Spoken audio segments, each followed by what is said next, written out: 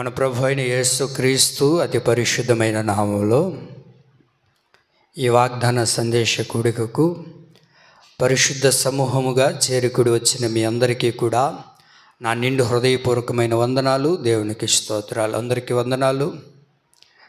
6 నెలలు ప్రభు ఆయన కృపా బాహు రెక్కల నీడలో మనలందరినీ కూడా భద్రపరుచుకొని 7వ నెలలో మనమందరం అడుగు పెట్టడానికి ప్రభు చూపిన కృపను బట్టి ఒక 7 సార్లు 2 చేతులు ఎత్తి స్తోత్రాలని చెబుదాం. స్తోత్రం, స్తోత్రం, స్తోత్రం, స్తోత్రం, స్తోత్రం, స్తోత్రం, స్తోత్రం. హల్లెలూయా. ఇది ఎన్నో నెల? 7వ నెల. 2025 ప్రారంభించబడి 6 నెలలు ఎలా గడిచిపోయాయో సమయం తెలియకుండా గడిచిపోయాయి. అనుకోని రీతిలో గడిచిపోయాయి. ఈ గడిచిన ఈ దినాల్లో, గడిచిన రోజుల్లో ఎన్నెన్నో చూసాం, ఎన్నెన్నో వార్తలు విన్నాం, ఎన్నెన్నో అనుభవించని కూడా అనుభవించాల్సి వచ్చింది, చూడకూడనివి కూడా చూడాల్సి వచ్చింది, విననివి కూడా వినాల్సి వచ్చింది కదా. అయితే 7వ నెలలో మనం అడుగుపెట్టాం. ఇంకా గడిచిన 6 నెలలు గతించిపోయాయి. ఇంకెన్ని ఉన్నాయి? ఇంకా 6 నెలలు. ఇంకెలా గడవబోతుందో, ఇంకెలా జరగబోతుందో, ముందున్న దిన పరిస్థితులు ఏంటి, రానున్న దినాలు ఏంటి, ఎలా చూడబోతామో, ఎలా ఉండబోతుందో, ఎన్నో ఆలోచనలు ఒక మనిషిగా మనం ఉన్నప్పుడు ఇవన్నీ మనకు కలుగుతూ ఉంటాయి. అయితే దేవుని ప్రియులారా, వాగ్దాన పూర్ణుడైన దేవుడు ప్రతి నెల కూడా వాగ్దానం చేత మనల్ని బలపరుస్తూనే ఉన్నారు. ఆ వాగ్దానం ప్రభు నిశ్చయముగా మన జీవితంలో జరిగిస్తూనే ఉన్నారు. ఆమేన్. ఈ నెల వాగ్దానాన్ని మనం చదువుకుందాం. 7వ నెల వాగ్దానం. జూన్ నెల అయిపోయింది, ఇది జూలై నెల. మార్కు సువార్త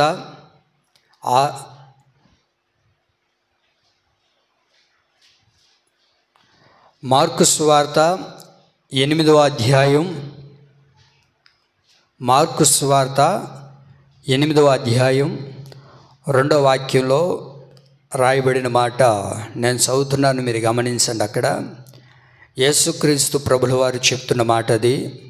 మార్కు సువార్త 8వ అధ్యాయం 2వ వాక్యం చివరిగా రాయబడిన మాట, నేను వారి మీద కనికరపడుచు ఉన్నాను. 7వ నెలలో ప్రభు మనతో మాట్లాడుతున్న మాట ఏంటో తెలుసా?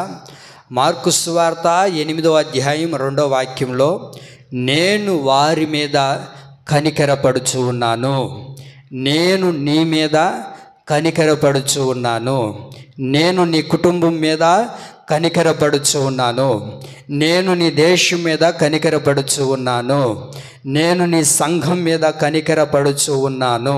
ఆమేన్.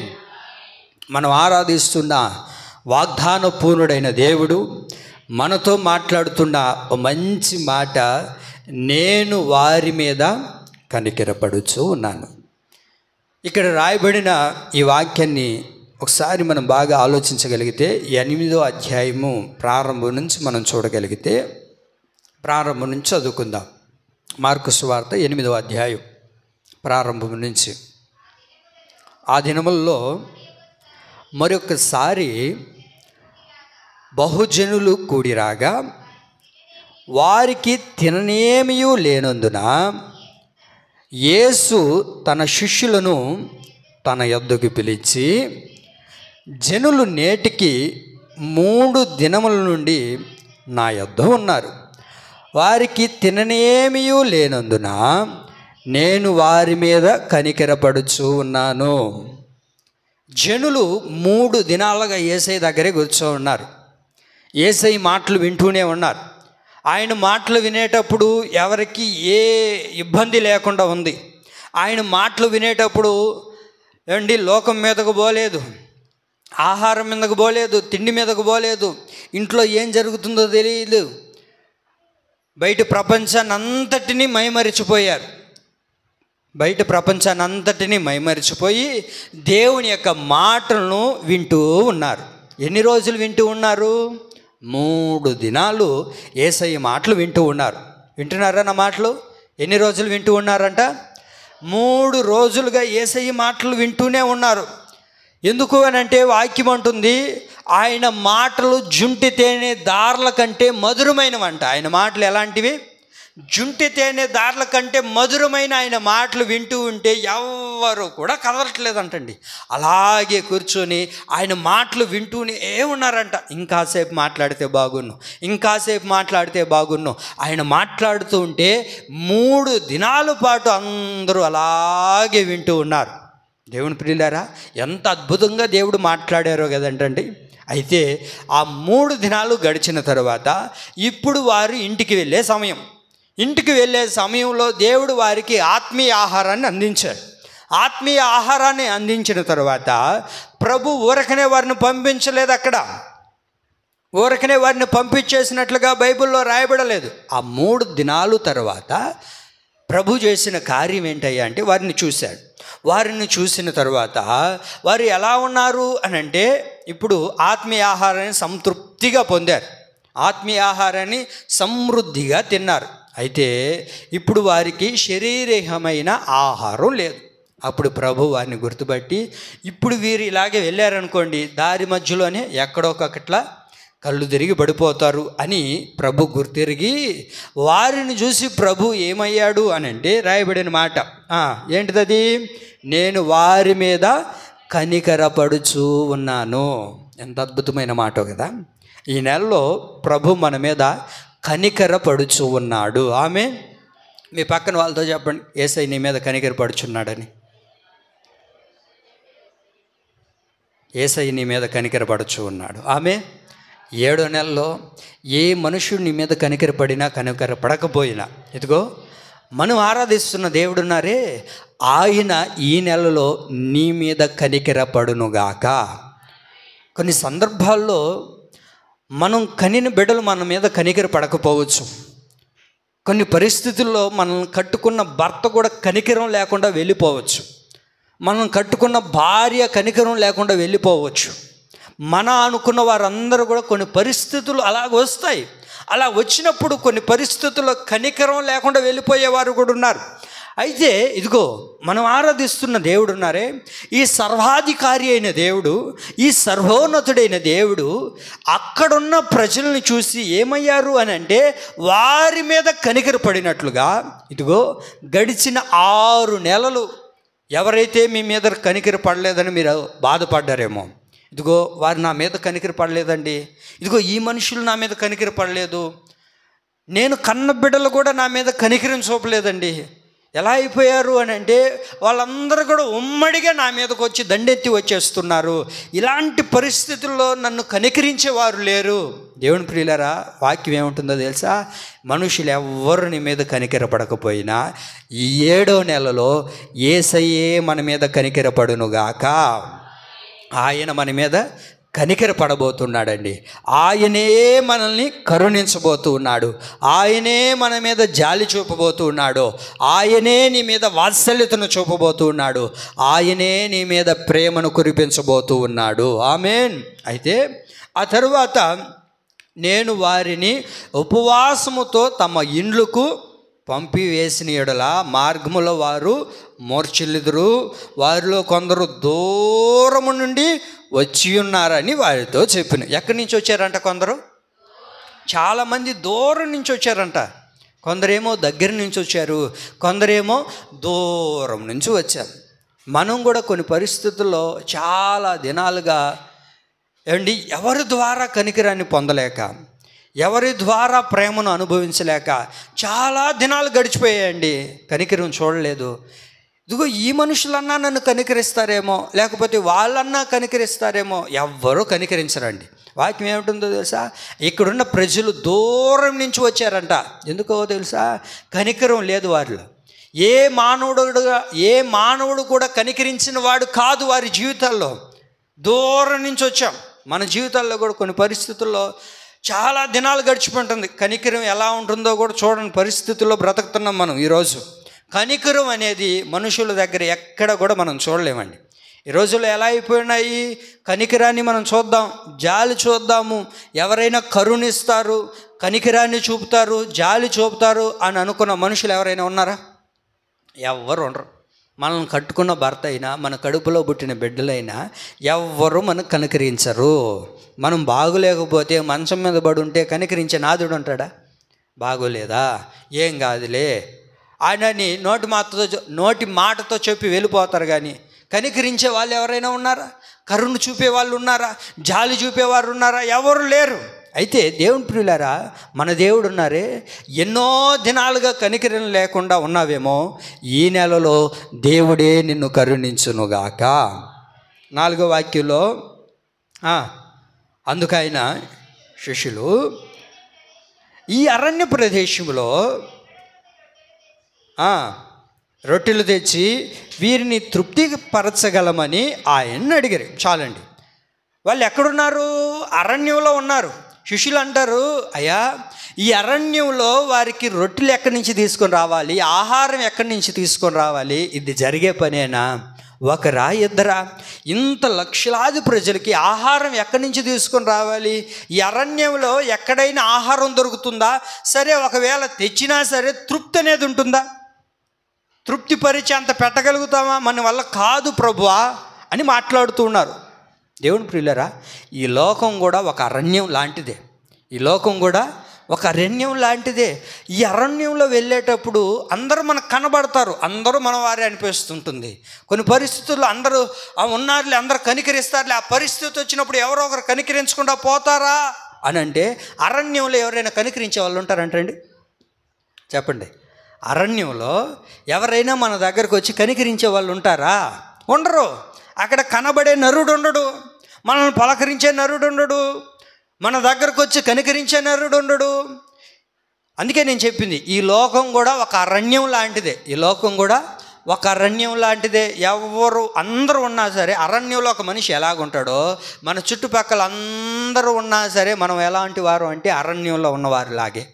ఎందుకనంటే రోజులు అలాగే ఉన్నాయి. ఒకడు బైక్లోంచి పడ్డాడు అనుకోండి, వాడి మీద కనికర పడేది అరుదైనప్పటికీ ఏం చేస్తున్నారు? ఒక సెల్ఫీ తీస్తున్నారు, ఏమండి ఒక ఫోటో తీసుకుంటున్నారు, ఇలా జరుగుతుంది అని చెప్తున్నారే కానీ వాడి మీద కనికర పడిన వాళ్ళు ఎవరైనా కనబడుతున్నారా మనకు? లేదు. అవునా కదా? నడి రోడ్లోని ఒకరినొకడు పొడుచుకుంటుంటేనే ఎందుకు చేస్తున్నారని అడగని లోకం ఇది. ఎందుకు వాళ్ళని చంపుతున్నారని అడగని లోకం ఇది. ఎవరు ఎటబోతే మాకెందుకని అనుకునే లోకం ఇది. అందుకే అరణ్యములో ఉన్నారు. అరణ్యంలో ఉన్నప్పుడు ఎవరు మనల్ని పలకరించరు. ఈ లోకం కూడా అరణ్యం లాంటిది. ఎవరు మన దగ్గరకు వచ్చి కనికరం చూపించలేరు. ఎవరు కూడా మన మీద జాలి చూపించరు. ఎవరు కూడా మన మీద ప్రేమ చూపించరు. దేవుని ప్రియులారా, అయితే ఈ అరణ్యంలో నడిపించబడేటప్పుడు, అరణ్యంలో ఏ వ్యక్తి కనబడినప్పుడు దేవుడే మన మీద కనికరం చూపునుగాక. 5వ వాక్యం చదువుదాం. 7 అనిరి. ఇక్కడ కాగండి. శిష్యులను పిలిచాడు యేసయ్య, ఎన్నున్నాయి మీ దగ్గర రొట్టెలు అని అడిగాడు. ఎన్ని రొట్టెలు ఉన్నాయి అని అడిగినప్పుడు శిష్యులు పలికిన మాట ఏంటో తెలుసా? ఎన్ని రొట్టెలు ఉన్నాయంట? చెప్పాలి మీరంతా. ఎన్ని రొట్టెలు ఉన్నాయంట? 7 రొట్టెలు ఉన్నాయి. ఈ 7 రొట్టెలు ఎవరి దగ్గర ఉన్నాయి? చెప్పాలి, మీరు బాగా చెప్పాలి. ఎవరి దగ్గర ఉన్నాయి? శిష్యుల దగ్గర ఉన్నాయి. వింటున్నారా? శిష్యుల్ని యేసయ్య పిలిచాడు. యేసయ్య పిలిచి శిష్యుల్ని అడుగుతున్నాడు, అయ్యా మీ దగ్గర ఎన్ని రొట్టెలు ఉన్నాయి చెప్పండి అని అంటే, అయ్యా మా దగ్గర 7 రొట్టెలు ఉన్నాయి. ఈ శిష్యుడు ఎవరో తెలుసా? ఒక సేవకుడు. సేవకుడు దగ్గర 7 రొట్టెలు ఉండాలి. సంఘంలో 7 రొట్టెలు ఉండాలి.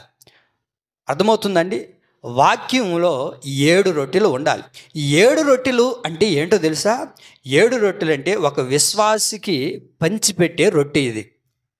ఏంటిది 7 రొట్టెలు అని అంటే, 1 మారు మనస్సు, 2ది బాప్తిస్మము, 3ది పరిశుద్ధాత్మ, 4ది వేరుబాటు జీవితం, 5ది సంపూర్ణ పరిశుద్ధత, 6ది దైవిక స్వస్థత, 7ది దేహ విమోచన. ఈ 7 అనే రొట్టెలు నీ దగ్గర ఉన్నాయి అనుకోండి, నువ్వు తృప్తిగా ఉండగలుగుతావు, నువ్వు తృప్తిపరచబడతావు. 7 రొట్టెలు లేకపోతే, 7 అనుభవాలు మనలో లేకపోతే మన జీవితంలో కనికరం అనేది ఉండదు. వింటున్నారా నా మాటలు? మీకు అర్థమవుతున్నాయా? 7 అనుభవాలు ఒక సంఘంలో ఉండాలి, 7 అనుభవాలు ఒక సేవకుడిలో ఉండాలి, 7 అనుభవాలు ఒక విశ్వాసిలో ఉండాలి, రక్షించబడిన వాడిలో ఉండాలి. 7 అనుభవాలు ఎవరిలో అయితే ఉంటాయో వారందరి మీద దేవుడు ఏం చేస్తాడయ్యా అంటే కనికరాన్ని చూపడం ప్రారంభిస్తాడు. ఈ కనికరం తరతరాలు నిలిచి ఉండేటట్లుగా ప్రభు చేస్తాడు. అందుకనే 7 అనుభవాలు మనలో ఉండాలి. ఏంటి 7 అనుభవాలు? మారు మనసు, చెప్పండి, మారు మనసు, బాప్తిస్మము, పరిశుద్ధాత్మ, వేరుబాటు జీవితం, సంపూర్ణ పరిశుద్ధత, దైవిక స్వస్థత, దేహ విమోచన. ఇవి మనలో ఉండాలి. ఇవి మనలో ఉన్నప్పుడు దేవుడు ఏం చేస్తాడో తెలుసా? చదవండి 6వ వాక్యం. అప్పుడు ఆయన చదవండి, ఆ 7 రొట్టెలు పట్టుకొని కృతజ్ఞతాస్తుతులు చెల్లించి విరిచి వడ్డించుటకై తన శిష్యులకిచ్చెను. వారు జనసమూహములకు వడ్డించిరి. చాలే. ఏం చేశారంట? చెప్పండి, ఏం చేశారు? జనసమూహానికి అంతటికీ వడ్డించారు. దేవుని ప్రియులారా, 7 అనుభవాలు నీలో ఉన్నాయనుకోండి, ఏం కలుగుతుందో తెలుసా? తృప్తి అనేది మన జీవితంలో ప్రారంభించబడుతుందండి. తృప్తి అనేది ప్రారంభించబడుతుంది. 7 అనుభవాలు మనలో ఉండాలి. 7 అనుభవాలు ఒక ఆత్మీయుల్లోనూ ఒక విశ్వాసిలో ఉన్నప్పుడే అద్భుతకరంగా దానిని దేవుడు ఆశీర్వదించడం ప్రారంభిస్తాడు. ఆశీర్వదించబడాలి. ఆశీర్వాదానికి నోచుకోలేక, దీవెనకు నోచుకోలేక ఎన్నో దినాలుగా ప్రభు దగ్గరకు వస్తున్నాం, ఎన్నో దినాలుగా దేవుడి మందిరానికి వస్తూ ఉన్నాం, ఎన్నో దినాలుగా దేవుని సన్నిధికి వస్తున్న ఆశీర్వాదం చూడలేకపోవడానికి గల కారణం ఏంటయ్యా అంటే 7 అనుభవాలు లేవు మనలో. 7 అనుభవాలు మనలో ఉంటే 7 అనుభవాలు ఏ వ్యక్తిలో అయితే ఉంటాయో ఆ వ్యక్తి అత్యధికంగా ఆశీర్వదించబడడం ప్రారంభిస్తాడు. అయితే దేవుని ప్రియులారా, అక్కడ రాయబడిన మాట ఏంటో తెలుసా? వారు ఏం చేశారు తెలుసా? వారికి వడ్డించిన తర్వాత మరలా ఎన్ని మిగిలాయో తెలుసా అండి? మిగిలిన 7 గంపలు. ఎన్ని మిగిలాయి అంటే మరలా 7 గంపలు మిగిలే అంట. వారి దగ్గర ఉన్న ఎన్నివి? 7. ఈ 7 ఏందయ్యా అంటే ఇందాక చెప్పుకున్నట్లుగా మారు మనసు, బాప్తిస్మం, పరిశుద్ధాత్మ, 7 అనుభవాలు ఉండాలి. 7 అనుభవాల్లో సంపూర్ణత చెందాలి ఆ వ్యక్తి. ఆ వ్యక్తి ఏం చేయబడాలి? సంపూర్ణత చెందాలి. మనం దేవునిలోనికి రక్షించబడినప్పుడు ఎలా ఉన్నామో అలాగే ఉండకూడదు. ఆ వ్యక్తి ఏమవ్వాలి? ప్రతిదినం, ప్రతి నిమిషం సంపూర్ణత చెందేవాడిగా మార్చబడాలి. ఆమేన్. కాబట్టి దేవుని ప్రియులారా, దేవుడు మన మీద కనికరపడినప్పుడు ఇలాంటి అనుభవాలు మనం కలిగి ఉంటే దేవుడు ఖచ్చితంగా మనల్ని ఏం చేస్తాడు? నానాటికి ఆశీర్వదించడం ప్రారంభిస్తాడు. ఏ ఇబ్బంది లేకుండా ఆయన కనికరాన్ని మన మీద ఎల్లవేళలా నిలుపునుగాక. అయితే ఈ కనికరం మన మీదకి రావాలంటే మనం ఏం చేయాలో తెలుసా అండి? మనం ఏం చేయాలో తెలుసా? సామెతల గ్రంథం 28:13 రాయబడి ఉంటుంది, అతిక్రమములను దాచిపెట్టువాడు వర్ధిల్లడు, వాటిని విడిచిపెట్టువాడు అది ఏం చేయబడతాడు? వాటిని విడిచిపెట్టువాడు కనికరం పొందుతాడు. దేవుని చేత ఒక వ్యక్తి కనికరించబడాలి అంటే, దేవుని చేత ఒక వ్యక్తి కనికరాన్ని పొందుకోవాలి అని అంటే ఆ వ్యక్తి ఏం చేయాలో తెలుసా అండి? ఏ అతిక్రమం అయితే ఉందో దానిని దాచిపెట్టుకోకూడదు. అతిక్రమాన్ని విడిచిపెట్టాలి, అతిక్రమాన్ని దూరం చేసుకోవాలి. ఏ అతిక్రమాలు మనలో ఉన్నాయో, ఏ పాపం మనలో గూడు కట్టుకొని ఉందో, ఇంకా దేవుని కనికరాన్ని పొందుకోలేకుండా చేస్తున్న ఏ అతిక్రమం ఉందో అది మనకు తెలుసు. వ్యక్తిగతంగా మనకు ఏ అతిక్రమంలో ఉన్నామో, ఏ పాపంలో ఉన్నామో, దేవునికి విరుద్ధమైన ఏ కార్యాన్ని అయితే మనం చేస్తున్నామో అది మనకు బాగా తెలుసు. కనుకనే దేవుని చేత ఒక వ్యక్తి కనికరించబడాలి అని అంటే ఏం చేయాలి? చెప్పండి, ఏం చేయాలి? అతిక్రమాలను, పాపాలను విడిచిపెట్టే వ్యక్తే దేవుని చేత కనికరం పొందుతాడు. ఆమేన్. అయితే దేవుని ప్రియులారా, ఎందుకు దేవుడు మన మీద కనికరపడుచు ఉన్నాడు? ఎందుకు దేవుడు మన మీద కనికరం పొందుచు ఉన్నాడు. ఎందుకని దేవుడు ఈ నెలలో మన మీద కనికరాన్ని చూపాలని ఆశపడుతూ ఉన్నాడు? మత్తయి సువార్త 9వ అధ్యాయము 36వ వాక్యం. మత్తయి సువార్త 9వ అధ్యాయము 36వ వాక్యం చదువుకుందాం.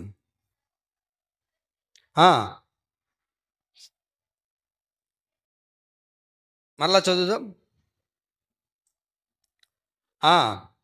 వారు కాపరలేని గొర్రెల వలె విసికి చెదరినందున వారి మీద కనికరపడి. చాలండి. ఎందుకు దేవుడు ఈ నెలలో మన మీద కనికరపడుచు ఉన్నాడయ్యా అంటే, కొందరు చెదరిపోయి ఉన్నారు. ఏమైపోయి ఉన్నారు చెప్పాలి? ఏమైపోయి ఉన్నారు? చెదరిపోయి ఉన్నారు. కాపరం లేని గొర్రెలలాగా చాలామంది చెదరిపోయి ఉన్నారు. ఈ 6 నెలల్లో ఎన్నో పరిస్థితుల్లో చెదిరిపోయాం. మనకొచ్చిన కష్టాలను బట్టి, మనకొచ్చిన శోధనలను బట్టి, మన జీవితంలో ఎదురవుతున్న ఇబ్బందులను బట్టి, మన జీవితంలో జరగకూడని కొన్ని జరిగినప్పుడు మన పరిస్థితులు ఏమైపోతాయంటే చెదరిపోతాం. మనం నిలబడలేం. మనం ఎంతగా నిలబడాలనుకుంటున్న ఆ పరిస్థితులు మనల్ని ఏం చేస్తుంటాయి అంటే, కొన్ని పరిస్థితులు మనల్ని చెదరగొడుతూ ఉంటాయి, మనల్ని చెడిపేస్తూ ఉంటాయి. ఇక్కడ దేవుడు కనికర పడడానికి గల కారణం ఏంటంటే, అనేక మంది ఎలా ఉన్నారయ్యా అంటే చెదరి ఉన్నందున అని రాయబడింది. ఎలా ఉన్నారంట? చెదరిపోయి ఉన్నారు. ఎట్లా పడితే అట్లా చెదరిపోయి ఉన్నారు. అది సరైన క్రమంలో లేదు. చాలామంది ఈ రోజున ఆత్మీయులు చెదరిపోయి ఉన్నారు. ఎవరు చూడట్లేదులే, ఎవరికి తెలియదులే, ఎవరికి తెలిసి నేను ఎట్లా బ్రతుకుతున్నది, నేను ఎవరికి తెలియదు కదా. కనబడేదానికి బాగానే ఉంటారు కొంతమంది, కానీ ఎలా ఉన్నారయ్యా అంటే చెదరిపోయి ఉన్నారు, చెదిరిపోయి ఉన్నారు. దేవుని ప్రియులారా, చెదిరిపోయిన వారి మీద కనికర పడడానికే ఈ నెలలో నా దేవుడు మన మధ్యలో సంచరిస్తూ ఉన్నాడు. ఆమేన్. చెదిరిపోయి ఉన్నారండి. అందుకే వాక్యంలో ఉంటుంది కదా, గుండి చెదరిన వారిని ఆయన బాగు చేయు దేవుడు అయి ఉన్నాడు. చెదిరిపోయి ఉన్నది ఏదో అది దేవుడికి తెలుసు. అందుకనే ప్రభు అంటారు ఈ నెలలో, నేను వారి మీద కనికరపడుచున్నాను. నేను నీ మీద కనికరపడుచున్నది ఎందుకో తెలుసా? నీ పరిస్థితుల్లో నువ్వు చెదిరిపోయినావు. అది కుటుంబం చెదిరి ఉందో, లేకపోతే గుండె చెదిరిపోయిందో, ఆలోచనలు చెడిపోయిందో, మనసు చెడిపోయిందో, ఏది చెడిపోయిందో అది దేవునికి నీకు తెలుసు. అందుకనే నీ చెదరిపోయిన జీవితాన్ని, చెదరిపోయిన నీ గుండెను, చెదరిపోయిన నీ ఆలోచనలు, చెదరిపోయిన నీ కుటుంబాన్ని, చెదరిపోయిన నీ బ్రతుకును, ప్రతి దానిని కనికరించడానికే యేసు క్రీస్తు ప్రభుల వారు సశరీరుడిగా ఈ భూమి మీదకి దిగివచ్చి ప్రభు నీ మీద కనికర పడబోచు ఉన్నాడు. చెదరిపోయిన దానిని ప్రభు బాగు చేయబోతూ ఉన్నాడు. ప్రియులారా, బాధపడబాకండి. అయ్యా, నా పరిస్థితులు చెదిరిపోయాయి, నా బిడ్డలు చెదిరిపోయారు, నా భర్త చెడిపోయారు, నా జీవితం చెడిపోయే పరిస్థితుల్లో ఉంది, చేజారిపోతుంది, ఏం చేయాలో తెలియట్లేదు అని అనుకుంటున్నావేమో. యేసయ్య ఎవరో తెలుసా అండి? ఈ నెలలో నీ మీద, నీ బిడ్డల మీద, నీ కుటుంబం మీద ఆయన కనికరపడునుగాక. ఆమె. ఎక్కడ చెదిరిపోయామో, ఎలా చెదిరిపోయామో, ఎందును బట్టి చెదిరిపోయావో, ఆ చెదిరిపోయిన పరిస్థితులన్నిటినీ ప్రభు ఇంక మీదట ఏం చేయబోతున్నాడు తెలుసా? బాగు చేయబోతూ ఉన్నాడు. ఆమె. ఏం చేయబోతున్నాడు ఆయన? చెప్పండి, గట్టిగా చెప్పండి. ఏం చేయబోతున్నాడు ఆయన? బాగు చేస్తా. చెదిరిపోయిందా? ఏం చెదిరిపోయిందో ప్రభువు చెప్పు. ప్రభువా, నా తలంపులు చెడిపోయాయ్యా, నా తలంపులు చెడిపోయి ఉన్నాయి, నా కుటుంబం చెడిపోయింది, వ్యక్తిగతంగా నా హృదయం చెడిపోయింది. దీనిని బాగు చేయగలిగిన దేవుడే నీ మీద కనికరపడి దాన్ని ఏం చేయబోతున్నాడు ఆయన? చెప్పండి. ఏం చేయబోతున్నాడు? బాగు చేయబోతున్నాడు. మనం కొన్ని పరిస్థితుల్లో చెదరిపోయిన దానిని బాగు చేసే దేవుడి దగ్గరకు రాము. మీకు అర్థమవుతుందా? చెదరిపోయిన దానిని బాగు చేసే దేవుడి దగ్గరకు వస్తే ఆయన బాగు చేస్తాడు. మనం ఏం చేస్తాం?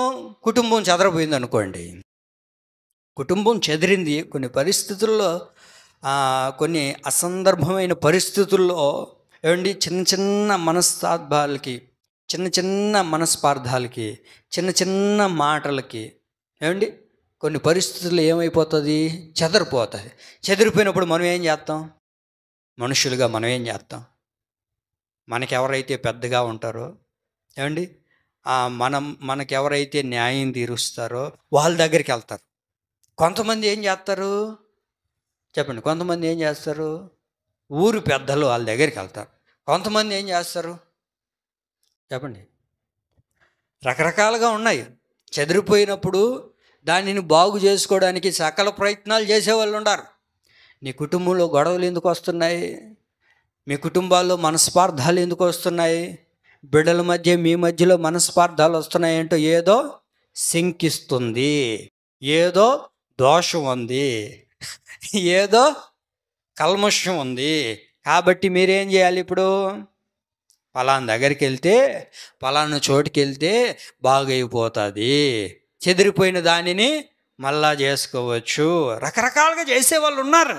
అయితే దేవుని ప్రియులారా, ఒక్కటి వాస్తవం, ఎక్కడ చెదిరిపోయిందో దానిని బాగు చేయగలిగిన దేవుని దగ్గరికి కానీ మనం వెళ్ళగలిగితే ఖచ్చితంగా ఆయన మన మీద కనికరపడి దానిని ప్రభు బాగు చేస్తాడు. ఇద్దరు భార్యాభర్తల మధ్యలో ఒక చిన్న మనస్పార్థం వచ్చింది. ఏం చేయాలి ఇప్పుడు?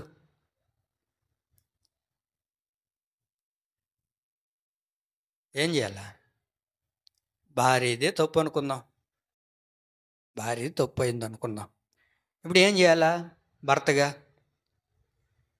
చెప్పండి. ఏం సైలెంట్గా ఉండరు స్త్రీల సమాజం? ఏం చేయాలి ఇప్పుడు? వెంటనే ఫోన్ తీసుకొని, హలో మామా, మీ కూతురు ఏం మాట వినట్లే, నా వల్ల కావట్లేదో, నేను భరించలేకపోతున్నా, వచ్చి తీసుకోబో. అత్త, నా వల్లే కావట్లేదు, నీ కూతురుతో భరించి భరించి భరించి భరించి భరించి చెప్పండి, ఏం తలకాయ ఊపుతున్నారు? నా వల్ల కావట్లేదు. ఇది ఒక ఫోన్. సరే, ఒకవేళ భర్తదే తప్పు అనుకోండి, ఇప్పుడు ఏం చేస్తాం చెప్పండి? ఇప్పుడు ఏం చేస్తాం? ఇంట్లో ఉన్న అత్తమామని పిలిచి, మామ ఇటు చేస్తున్నాడు మీ కొడుకు, నా వల్ల కావట్లేదు, ఎంతవరకు నేను ఓపిక చేసుకుని ఉండేది? అత్తమ్మ, నేను ఎంతవరకు ఓపిక చేసుకొని ఉండేది? సరే, ఇప్పుడు వీళ్ళకి చెప్పుకున్నాం, ఏమండి, వీళ్ళకి చెప్పుకున్నాం. చెప్పిన తర్వాత ఏమన్నా సద్దు మనుగుతుందా అంటే సద్దు మనుగేది లేదు. అన్న ఏమంటాడు? కూర్చో, ఏమనుకున్నావు నువ్వు? మా నాయనకే చెప్తావా నువ్వు?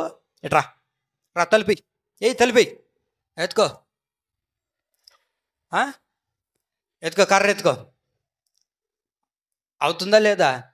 అది నేనేమంటానంటే, మన కుటుంబాన్ని కట్టే దేవుడు ఒకడున్నారు. మన జీవితాల్లో కొన్ని పరిస్థితులు చెదిరిపోయినప్పుడు దాన్ని కట్టగలిగిన దేవుడు ఒకడున్నారు. ఏమండి, ఆయన దగ్గరకు మనం వెళ్ళాలి. వాక్యం ఏముంటుంది? జ్ఞానవంతురాలు, చెప్పండి అండి, జ్ఞానవంతురాలు తన ఇల్లును కట్టుకుంటుంది అని వాక్యం సెలవిచ్చినప్పుడు, పురుషుడు తన ఇల్లు కట్టుకును అని వాక్యంలో రాయబడలేదే? నేను చాలాసార్లు చదివాను, నాకు కనబడలేదు. మీకు కనబడింది ఎప్పుడైనా? ఏమండి, ఇల్లు కట్టుకోవాలన్నా కూలగొట్టుకోవాలన్నా తల్లుల చేతిలోనే ఉంది. దేవుడు మిమ్మల్ని దీవించును గాక. అర్థమవుతుందా? ఏమండి, అంతా మీ చేతిలోనే ఉంది. దాన్ని కట్టుకోవాలన్నా ఓడబెడుక్కోవాలన్నా అంతా మీ చేతిలోనే ఉంది. చిన్న చిన్నవే వాటికి ఏం చేయాలో తెలుసా? నేను ఒక మాట చెప్తా, వినండి, రాసి పెట్టుకోండి. ఏంటో తెలుసా? నువ్వు ఊరకనే, ఏమండి, ఊరికే నీ బిడ్డల మీద నోరు వేసుకొని ఊరికే అరిచేస్తా ఉన్నావు అనుకో, నీ బిడ్డలు ఏమనుకుంటారు తెలుసా?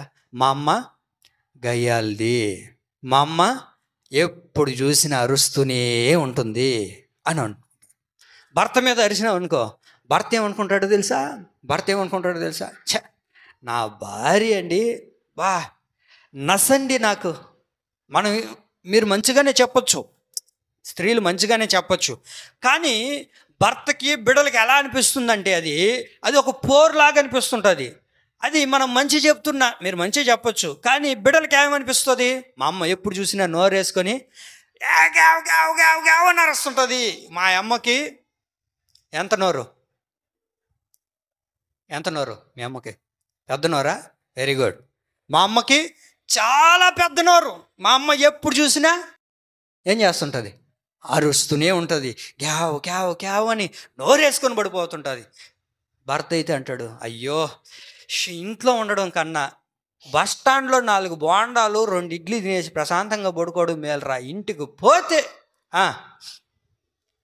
ఏదో ఒకటి వాగుతూనే ఉంటుంది, ఏదో ఒకటి మాట్లాడుతుంటుంది. అబ్బో తట్టుకోలేకపోతాం. నేను ఒక మాట చెప్పనా, ఇలా అరిచి అరిచి అరిచి నీ కుటుంబం చెదరిపోతుందే కానీ దాన్ని కట్టుకోలేం.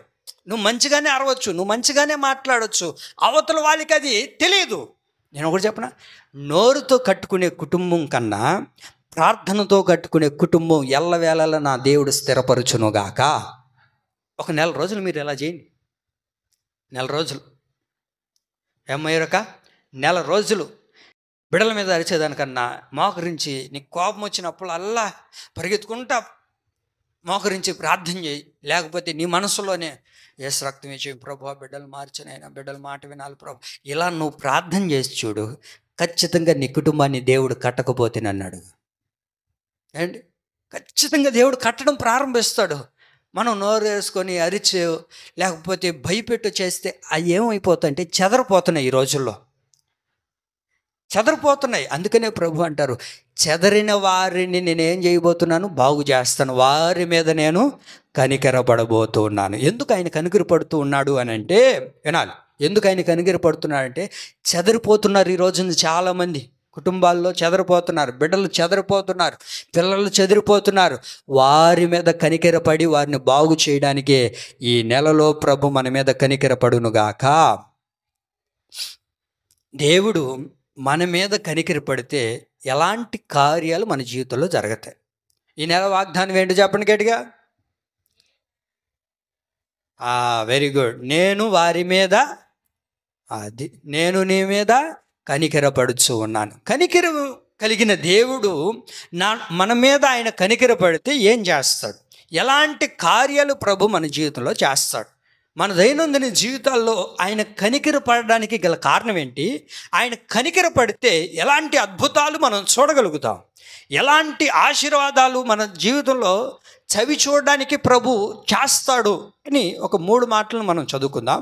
మొదటిగా కనికరపడితే దేవుడు ఎలాంటి కార్యాలు చేస్తాడంటే కావాల్సినంత దేవుడు ఇస్తాడు. చెప్పండి, ఏం చేస్తాడు? వాక్యం చదువుకుందాం. ఆదికాండం 33వ అధ్యాయం 11వ వాక్యం.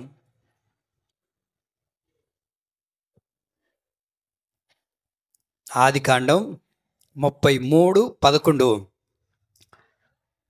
నేను నీ యొద్దకు తెచ్చిన కానుకను చిత్తగించి పుచ్చుకొనుము, దేవుడు నన్ను కనికరించెను. ఆ మాట అండర్లైన్ చేసుకోండి. దేవుడు నన్ను కనికరించెను మరియు నాకు కావాల్సినంత, అది చాలు, నాకు కావాల్సినంత ఉంది. ఎంతంట? చెప్పాలి. ఎంతంట? కావాల్సినంత ఉంది. ఈ కావాల్సినంత దేవుడు ఇవ్వడానికి గల కారణం ఏంటో తెలుసండి? దేవుడు అతని మీద ఏం చేశాడు? కనికరపడెను. చెప్పండి, ఏం చేశాడు? దేవుడు కనికరపడ్డాడు. దేవుడు అతని మీద కటాక్షం చూపించాడు. దేవుడు అతని మీద జాలి చూపించాడు. దేవుడు అతని మీద వాత్సల్యతను చూపించాడు. దేవుడు ప్రియులారా, అతని మీద దేవుడు కనికరపడిన ద్వారా ఏమైందయ్యా ఇప్పుడు అని అంటే కావాల్సినంత ప్రభు ఇచ్చాడంటండి. ఎంత మంచి మాట కదా. దేవుడు మన మీద కనికరపడుతుంది. ఎందుకో తెలుసా? నీకు కావాల్సినంత ఇవ్వబోతున్నాడండి. గడిచిన దినాల్లో నీకు కావాల్సినంత లేక, కావాల్సినంత సదుపాయం లేక, కావాల్సినంత అమౌంట్ నీ దగ్గర లేకపోతే కావాల్సినంత నీ దగ్గర చూడలేకపోయావేమో, ఈ నెలలో నీ మీద ప్రభు కనికరపడి నీకు కావాల్సినంత ప్రభు నీకు అనుగ్రహించునుగాక. నీకు ఎంత కావాలో ప్రభు నీకు అనుగ్రహించబోతూ ఉన్నాడు. వింటున్నారండి? కావాల్సినంత, తక్కువ చేయడు, అట్లాగని ఎక్కువ చేయడు. మళ్ళా వినాలి, తక్కువేమీ చేయడు, అట్లాగని ఎక్కువ చేయడు. మరి ఏం చేస్తాడయ్యా అని అంటే అదే ఎంతంట చెప్పండి. అది అప్పుడప్పుడు మీకు అర్థం అవడానికి మనం ఏమంటాం, ఎవరైనా ఇంటికి వెళ్ళినప్పుడు మనం భోజనం చేసేటప్పుడు మనం ఇలా అంటాం, అవతల వాళ్ళు ఏం మాట్లాడతారు సరే, మీకు ఎంత కావాలో అంత తినండి, మీకు ఎంత కావాలో అంత తినండి. ఇప్పుడు తక్కువ తిన్నాం అనుకోండి, ఏమవుతుంది? తక్కువ తింటే మరలా ఆకలేస్తుంది. సరే ఎక్కువ తింటే అరగక,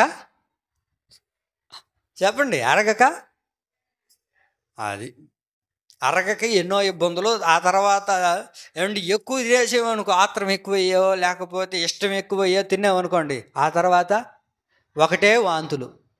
కొంతమంది చూడండి ఎక్కువ తినేస్తారు, తినేసిన తర్వాత అది వచ్చేదాకా తిరగతుంటారు. ఏం చదక్క, తినడం ఎందుకు తిరగడం ఎందుకు? అవునా కదా? కావాల్సినంత తినాలి. మీకు అర్థమవుతుందా? దేవుడు అందుకనే ఏమండి నీ మీద కనికరి పడుతున్నది ఎందుకో తెలుసా? నీకు కావాల్సినంత ఇవ్వడానికి. నెహెమీయ గ్రంథం 9వ అధ్యాయం 21వ వాక్యంలో ఉంటుంది, చదవండి. నెహెమీయ గ్రంథం 9వ అధ్యాయం 21వ వాక్యం చదువుతారా? చదవండి త్వరగా. నెహెమీయ 9:21. నిజంగా అరణ్యంలో ఏమీ తక్కువ కాకుండా 40 సంవత్సరాలు వారిని పోషించి తిని. 40 సంవత్సరాలు ఎక్కడ పోషించాడో తెలుసా? దేవుడు వారిని అరణ్యంలో పోషించాడు అంటండి. అరణ్యంలో వారికి ఏది తక్కువ కాలేదంట. అక్కడ రాయబడిన మాట ఏంటో తెలుసా? నిజముగా. ఏంటిది అది? నిజంగా దేవుడు చెప్తున్నాడు, నిజంగా వారికి ఏం తక్కువ కాల. ఏమండి, తక్కువ కాలేదు, అట్లాగని ఎక్కువ కాలేదు. వారికి కావాల్సినంత వారు కోరుకునేదల్లా ప్రభు వారికి అనుగ్రహించి వారిని పోషిస్తూ వచ్చాడండి. ప్రియులారా, కొన్ని పరిస్థితుల్లో ఈ గడిచిన 6 నెలల్లో మన దగ్గర ఏదైనా తక్కువైనప్పుడు, ఏమండి, ఎన్ని సందర్భాల్లో ఇది తక్కువైపోయిందే, ఇది లేదే, ఇది ఉంటే బాగుండే అని అనుకున్నాం. ఏమండి, ఇది ఉంటే బాగుండు, ఇది కావాలి అని ప్రయాసపడినా దొరికింది లేదు. ఏదైతే నీ దగ్గర కొరత అయిపోయిందో, ఏదైతే తక్కువైపోయిందో, ఈ నెలలో నా దేవుడు నీ మీద కనికరపడి నీకు కావాల్సినంత తక్కువ కాకుండా నిన్ను పోషించునుగాక. నీకు నా దేవుడు సర్వ సమృద్ధిని అనుగ్రహించునుగాక. యాకోబుతో అదే దేవుడు అంటాడు. ఏమండి, యాకోబు, నేను నిన్ను ఆశీర్వదిస్తూ ఉన్నాను, నేను నిన్ను దీవిస్తూ ఉన్నాను. ఇప్పుడు నువ్వు ఒంటరిగా వెళుతూ ఉన్నావు, మరలా ఒంటరిగా రావు. నిన్ను పెక్కుమందిగా చేస్తాను, నిన్ను అభివృద్ధి చేస్తాను, నిన్ను ఆశీర్వదించడం ప్రారంభిస్తాను. ఎలా వచ్చాడు యాకోబు? 2 గుంపులుగా అతను వచ్చినట్లుగా మనం చూడగలుగుతున్నాం. అతనికి ఏది కొరత లేకుండా. ఎంతోమంది అతను పతనం చేయాలనుకున్నారు. ఏమండి, తన మామ తనకు అన్నీ తక్కువ చేయాలనుకున్నాడు. వినాలి, తన మామ యాకోబుకి అన్నీ తక్కువ చేయాలనుకున్నాడు. కానీ యాకోబు ఆరాధిస్తున్న దేవుడు ఉన్నారే, యాకోబుకి ప్రతిదీ కావాల్సినంత ప్రభు ఇవ్వడం ప్రారంభించాడు. ఆమేన్. మనుషులైతే కొన్ని పరిస్థితుల్లో ఏమండి మనకు అడిగిన దానికి ఇంకా తక్కువగానే ఇస్తారు. మనుషులైతే అలాగే చూస్తారు. ఏమండి, ఒక మెట్టి మనం ఎదుగుతున్నాం అనుకోండి, వినాలి, ఎవరో పరాయోళ్ళేం కాదు, మనతో ఉన్నవారే, మన అన్నదమ్ముళ్ళే, మన అక్క చెల్లెళ్ళే, మన అయినపోయిన వారే. మనం ఒక మెట్టి ఎదుగుతూ ఉంటే వీళ్ళేంది ఎదగడం, వీళ్ళకేంది రావడం, అసలు ఇది జరగకూడదు, ఇది అవ్వకూడదు, ఇది ఎట్లాగైనా పతనం అయిపోవాలి. అరే, యాకోబు ఎవరు? సొంత, చెప్పండి, సొంత అల్లుడే. ఏమండి, ఆ తరువాత ఎవరు? యాకోబు తన 2 కుమార్తెలను వివాహం చేసుకున్నాడే. మరి ఇన్ని చేసిన యాకోబుకి నేను ఇంకా అధికంగా ఇవ్వాలి కదా. కానీ తన మామ అలా చేయలేదండి. లాబాను ఎప్పుడు చూసినా యాకోబు దగ్గర నుంచి లాక్కోవాలని చూసుకుంటున్నాడు. వినాలి, ఎప్పుడు చూసినా యాకోబు దగ్గర నుంచి లాక్కోవాలని చూసుకుంటున్నాడు. కానీ దేవుడు ఉన్నారే, యాకోబు దగ్గర నుంచి ప్రతిసారి లాక్కోవాలనుకున్నప్పుడు అల్లా దేవుడు యాకోబుని అంతకంతకు ఆశీర్వదిస్తూనే ఉన్నాడండి. ఆమేన్. మనతో ఉన్న మనుషులు కొన్ని సందర్భాల్లో మన దగ్గర నుంచి లాక్కోవాలనుకుంటుంటారు. ఇది తీసేసుకోవాలి, ఇది వీడి దగ్గర నుంచి లేకుండా చేయాలి, ఇది వీరి దగ్గర ఉండకుండా చేయాలి అని అనుకుంటుంటారు. కానీ వాళ్ళు లాక్కుంటున్నారు అని అనుకుంటున్నారు, కానీ దేవుడు అంతకంతకీ మనల్ని ఆశీర్వదిస్తున్న సంగతి వాళ్ళు గ్రహించలేకపోతున్నారు. ప్రియులారా, మనుషులైతే మన దగ్గర నుంచి ఉన్నదాన్ని లాక్కుంటారు, కానీ దేవుడు ఎవరో తెలుసా? మన మీద కరికెరపడి కావాల్సినంత దేవుడు మనకి ఇవ్వబోతూ ఉన్నాడండి. ఆమేన్. కావాల్సినంత, ఏది తక్కువ చేయడు, కావాల్సినంత దేవుడు మనకి ఇవ్వబోతున్నాడు. ఇప్పుడు కావాల్సినంత నాకు కావాలి అన్న వాళ్ళు ఒకసారి హల్లెలూయా చెప్పండి. మీకేం వద్దయితే జోతకు ఒకటే కావాలంట చెప్పండి. అయితే చేతులు ఉన్నాయిగా, ఏం ప్లేస్ అమ్మా, లేవా, ఇంట్లో పెట్టొచ్చావు.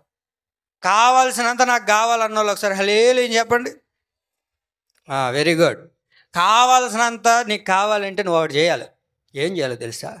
ఉదయాన్నే దేవుని సన్నిధిలో ప్రార్థన చేస్తే నీకెంత కావాలో ఆ రోజుటికి దేవుడు నీకు అనుగ్రహిస్తాడు. నువ్వు ప్రార్థన చేయట్లే, అందుకనే నీకు కావాల్సినంత ఇవ్వట్లే దేవుడు. నువ్వు ప్రార్థన చేస్తే నీకు ఎంత కావాలో దేవుడు నీకు అనుగ్రహిస్తాడు. నిర్గమకాండంలో మనం చూడగలుగుతాం, వారికి కావాల్సినంత వారు తెచ్చుకోవడానికి ఉదయమునే ఏం చేశారు వారంటే, ఏమండి, బయటికి వెళ్ళి మన్నాను ఏరుకున్నారు. నిర్గమకాండం 16వ అధ్యాయం 17వ వాక్యం తీసారా? నిర్గమకాండం 16, 17.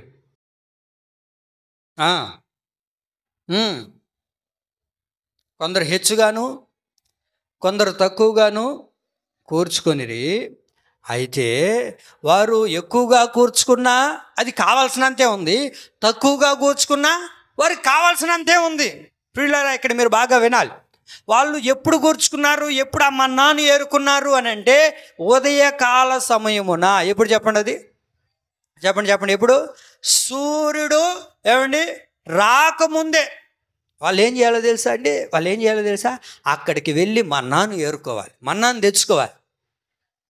ఈ మన్నాను ఎక్కువగా తెచ్చుకున్నారనుకోండి, అది ఏమైపోతుంది? పాడైపోతుంది. తక్కువగా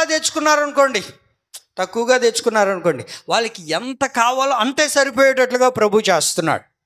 ఎందుకో నువ్వేం చేయాలో తెలుసా?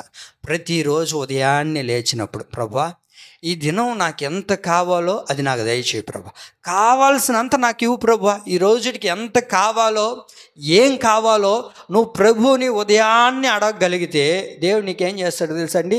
సమృద్ధిగా ఆ రోజుకి నీకేం కావాలో అది ప్రభు నీకు అనుగ్రహించడం ప్రారంభిస్తాడు. ఆమేన్.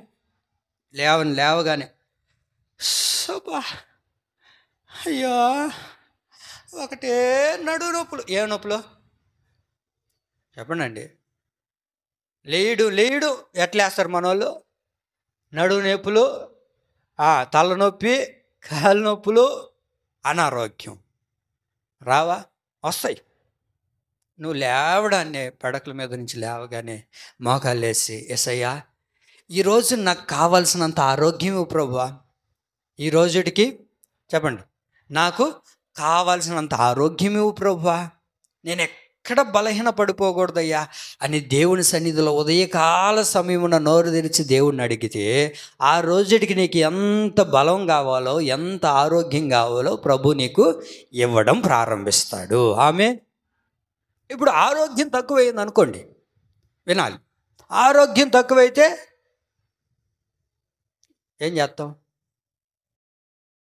ఆరోగ్యం తక్కువైతే దేవుణ్ణి తిడతాం, ఆరోగ్యం ఎక్కువైతే దేవుణ్ణి మర్చిపోతాం. సామెతల గ్రంథం చూడండి, సామెతల గ్రంథం 30వ అధ్యాయము, సామెతల గ్రంథం 30వ అధ్యాయము 8, 9 వాక్యాలు చదవనమ్మా.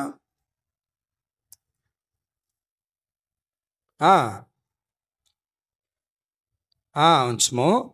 పేదరికమునైనను ఐశ్వర్యమునైనను నాకు దయచేయకము. చూడండి, తగినంత ఆహారం నాకు అనుగ్రహించు. ఎక్కువైన ఎడలా, అందరు చెప్పాలి, అందరు నాతో కలిసి చెప్పండి, ఎక్కువైన ఎడలా నేను కడుపు నింపును వాడినై నిన్ను విసర్జించి యెహోవా ఎవడని అందునేమో, లేక భేదవాడినై దొంగిలి నా దేవుని నామమును దూషించుదునేమో. అది చెప్పారా? ఏమని ఉంది? ఎక్కువైన ఎడల నేను కడుపు నింపుకొని యెహోవా ఎవడని విసర్జిస్తాను. చూడండి, ఎక్కువైందనుకోండి దేవుడు అంటే ఎవరు? నేనే దేవుణ్ణి. అర్థమైందా? కొంతమందికి ఇది ఎక్కువైపోతుంది. ఎక్కువైనప్పుడు ఏం చేస్తారా? నేనే రా దేవుణ్ణే,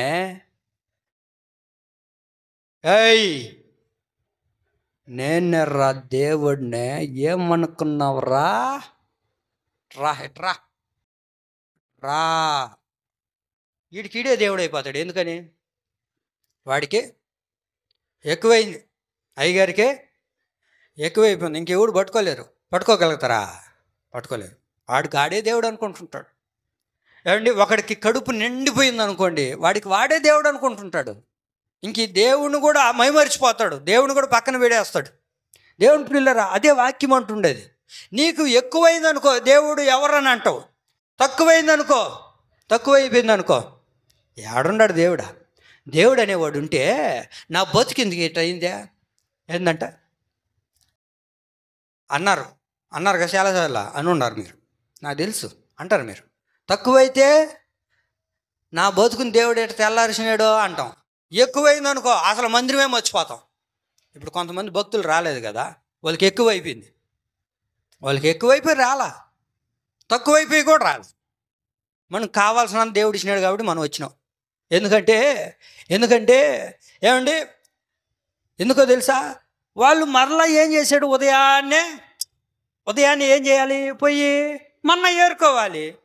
ఏ రోజు మన్నా ఆ రోజుడికే, అది రేపు ఎల్లుండికి ఉండదు. ప్రియులారా, తక్కువైనా దేవుని తిడతాం, ఎక్కువైనా దేవుని విసర్జిస్తా. అందుకే నేను చెప్పేది, ప్రభువా ఈ రోజుకి నాకు కావాల్సినంత ఆరోగ్యం ఇవ్వు ప్రభువా అని దేవుని దగ్గర ప్రార్థన చేసుకోవాలి. ఆరోగ్యం తక్కువైనా దేవుని తిడతాం, ఆరోగ్యం ఎక్కువైందనుకో అసలు మందిరం కూడా మర్చిపోతాం. ఆరోగ్యం ఎక్కువైందనుకో ఏమండి, ఇంకా మన పనులు ఎన్ని ఉంటాయి అన్నీ. ఆరోగ్యం తక్కువైందనుకో ఏమండి, దేవుని దూషిస్తాం. అర్థమవుతుందా? వాక్యం ఏముంటుందో తెలుసా? దేవుడు ఈ నెలలో మన మీద కనికర పడడానికి కారణం ఏంటి అంటే, నీకు కావాల్సినంత ఇవ్వడానికి. ఏంటిది అది? కావాల్సినంత ఇవ్వడానికి. అడగండి దేవుడిని, ప్రభువా నాకు కావాల్సినంత ఇవ్వు ప్రభువా. కొన్ని పరిస్థితుల్లో లేదు మన దగ్గర. ఏమండి, కావాల్సినంత నీకు ఏం కావాలో అన్నీ విరిగిపోయి ఉన్నాయి. ఏమండి, ఏ రోజుకి ఏం కావాలో ప్రభువుని అడిగితే ఖచ్చితంగా ప్రభు నీకు ఇస్తాడండి. కావాల్సినంత లేకనే మనం భయపడిపోతున్నాం. పిల్లల్ని స్కూల్లో చేర్పిద్దామంటే కావాల్సినంత లేదు. ఏమండి, పిల్లల్ని స్కూల్కి పంపిద్దామంటే కావాల్సినంత లేదు. ఉందా? చెప్పండి అండి. లేదు. 13,000 ఇస్తే ఎట్టబోయిందో. 13,000 ఎందుకు ఇచ్చిందా? మొన్న ఒక పాప వచ్చింది, ఏమ్మా 13,000 తీసుకున్నావు అంటే, అది తీసుకున్నానండి. వచ్చిందా నీకు పడ్డాయి అంటే, పడినాయని. మరి ఏం చేసినామంటే షీటీలు కట్టుకున్నారంట. షీటీలు కట్టడానికి 13,000 వేసిందా? 13,000 ఎందుకు వేసినారు? బిడ్డలకి చక్కగా బట్టలు కుట్టించి వాళ్ళకి ఏం అవసరాలు ఉన్నాయో తీసి ఇచ్చి వాళ్ళ పేరు మీద ఆడ పెట్టుకుంటే రేపు వాళ్ళకి ఉపయోగపడతాయని. ఈరోజు అది చేయట్లే మన వాళ్ళు. 13,000 వచ్చినట్టుగా గుటక్కని మింగేస్తున్నారు. షీటీలోడు వస్తే షీటీలోడు గడుతున్నారు, అప్పులోళ్ళు వస్తే అప్పులోళ్ళు గట్టేస్తున్నారు. ఏమండి,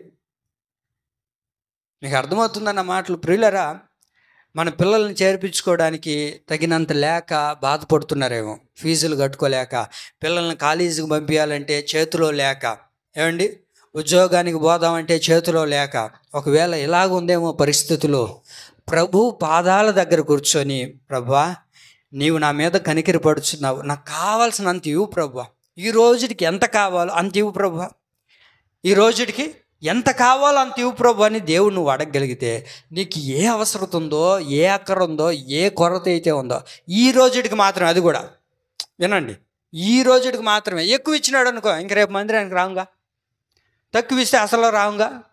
అందుకనే ఈ రోజుకి ఎంత కావాలో అంత దేవుడిని దగ్గర అడగగలిగితే నీకు కావాల్సినంతే దేవుడు నీకు ఇవ్వడం ప్రారంభిస్తాడు. ఆమేన్. ఎక్కువ ఇస్తే ఏమవుతుంది? బిర్యానీ నీకు ఇష్టమే, కానీ బిర్యానీ ఎక్కువ పెడితే ఏం చేస్తాం? తిన్నంత వరకు తిని ఏం చేస్తాం? కుక్కలకు బరేస్తాం, అంతే కదా? అవునా కదా? అది నీకు ఎంతైనా ఇష్టం అన్ని, కానీ నీకు కావాల్సినంతే కదా తింటావు. అందుకనే ప్రభు అనేది నీకు కావాల్సినంత ఇస్తాడు. ప్రభు నీకేం తక్కువ చేయడు, నీకేం కొరత చేయడు. ఎందుకని? ఆకాశ పక్షులను చూడండి, అవి విత్తవు, కోయవు, హోటళ్ళలో కూర్చుకోవే, మరి వాటినే దేవుడు పోషిస్తున్నప్పుడు నీకేం కావాలో, నీకు ఏ అక్కర కావాలో, నీకు ఏ అవసరం కావాలో, నీకు ఎక్కడ కొరత అయిందో ప్రభువుకు తెలియదు. ఏమండి, ప్రభువుకు తెలియదా? ప్రభువుకు అన్నీ తెలుసు. నీకు ఎంత కావాలో ప్రభు నీకు అనుగ్రహించడం ప్రారంభిస్తాడండి. నీకు ఎంత ఆరోగ్యం కావాలో ప్రభు నీకు అనుగ్రహించడం ప్రారంభిస్తాడు. నీకు ఎంత ఆయుష్ కావాలో ప్రతిదీ ఆయన చేతిలో ఉంది. ఏమండి, నువ్వు ఎన్ని దినాలు భూమి మీద ఉండాలో ఆయన చేతిలో ఉంది. అవునా కదా? ప్రతిదీ సమస్తం ఆయన చేతిలో ఉంది. కాబట్టి ఆయన ఎంత ఇస్తాడో అంత తీసుకొని తృప్తి పడడం ప్రారంభించాలి. ఆయన ఈ నెలలో కనికరపడుతుంది. ఎందుకో తెలుసా? చెప్పండి, ఎందుకు కనికరపడుచున్నాడు? ఆయన మనకు కావాల్సినంత ఇవ్వడానికి. నిజంగా ఇశ్రాయేలు ప్రజలకు ఏం చేశాడంటే, ఆయన అరణ్యములో కావాల్సినంత ప్రభు వారికి ఇచ్చి పోషించాడే. ప్రభు నీకు ఎంత కావాలో అంత ఇచ్చి దేవుడు నిన్ను పోషిస్తాడండి. ఎక్కడ నీకు కొరత చేయడు ప్రభు. నిన్ను ఆకలితో కూర్చొని పెట్టడు దేవుడు. ఏమండి, ఆకలి దప్పులతో ఉంచే దేవుడు కాదైనా. నీ మీద కనికిరి పడింది, నీకు ఎంత కావాలో అంత ఇవ్వడానికి. లేని దానికోసం తహతహలాడుతూ, లేని దానికోసం ప్రాకులాడడానికి కాదు. నీకు ఏం కావాలో, ఎంత కావాలో, ఎంత అవసరం ఉందో ప్రభు నీకు ఇచ్చి ఆ అక్కర్లన్నీ ప్రభు తీర్చి నిన్ను, నీ కుటుంబాన్ని ప్రభు పోషించునుగాక. నీకు ఎంత కావాలో ప్రభు అంత నీకు ఈ నెలలో నా యేసయ్య నీకు అనుగ్రహించునుగాక. అయితే దేవుడిని అడగాలి. మనం ఏం చేయాలి? దేవుడిని అడగాలి. ఉదయాన్నే లేచి, ప్రభువా ఈరోజు నాకు ఎంత కావాలో నాకు అది ఇవ్వు ప్రభువా, నాకు అది చేయి ప్రభువా, అది నాకు అవసరమైంది ప్రభువా అని దేవుడు నువ్వు అడిగితే నీ మీద ఆయన కనికర పడతాడు. నీ మీద ఆయన కనికరపడి నీకు ఎంత కావాలో ప్రభు నీకు అనుగ్రహించడం ప్రారంభిస్తాడు. ఆమేన్. చూడండి, బైబిల్లో దేవుడు సశరీరుడిగా ఈ భూమి మీద సంచరిస్తూ ఉన్నప్పుడు ఆయన ఒక ఉపమానం చెప్పాడు. చాలా సందర్భాల్లో మనం చదువుంటాం, వినుంటాం. ఉదయాన్నే ప్రభు ఏమండి చెప్పిన ఉపమానం ఏంటో తెలుసా? ఉదయాన్నే యజమానుడు వెళ్ళాడంట. ఏమండి, ఆ సంతలో ఉన్న వారిని తీసుకొని వచ్చాడు 5 గంటలకి, ఆ తర్వాత మరలా 7 గంటలకి, ఆ తర్వాత మరలా 9 గంటలకి, ఆ తర్వాత మధ్యాహ్నం 12 గంటలకి, మరలా 3 గంటలకి, మరలా సాయంత్రం చెప్పండి 5 గంటలకి. మరి ఎంతమందిని తీసుకొని వచ్చింది ఎందుకో తెలుసా అండి? ఎందుకో తెలుసా?